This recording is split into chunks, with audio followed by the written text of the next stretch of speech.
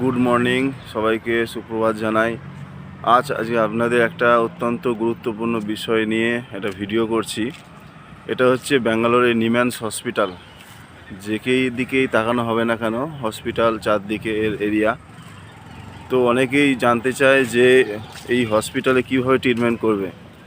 তো আমি নিজে এসেছি ডাক্তার দেখাতে, তাই আপনাদের বিষয়টা আরও ভালোভাবে বলতে পারবো। এখানকার নিয়ম হচ্ছে যে আপনি ভোর ভোর লাইন দিতে হবে আপনাকে।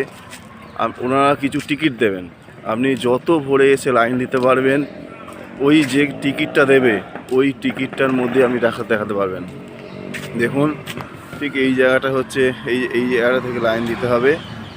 আপনারা ভোরবেলা এসে লাইন দেবেন। লাইন দেওয়ার পরে ঠিক 7:30 নাগাদ আপনার গেটটা খুলবে।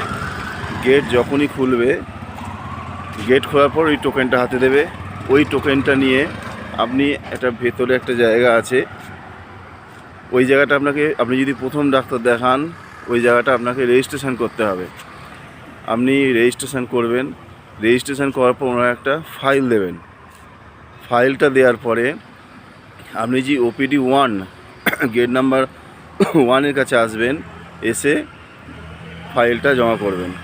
জমা করার পর ওখানে ডাক্তারবাবু দেখবেন। দেখার পর আপনি কোন সমস্যা নিয়ে এসছেন সেটা বলবেন।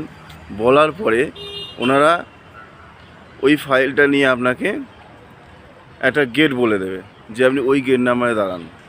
ওখানে যাবেন, একটা টোকেন তুলবেন। টোকেন তুলে তারপর আপনার যে ডক্টরবাবু ওনারা চুজ করবে সেই ডক্টরবাবুকে আপনি দেখাতে পারবেন। খুব সুন্দর পরিষেবা। আর মোটামুটি বিকাল 5টা সাড়ে 5টার দিকে ডাক্তার দেখানো হয়ে যায়। ভালো, ওভারঅল গুড।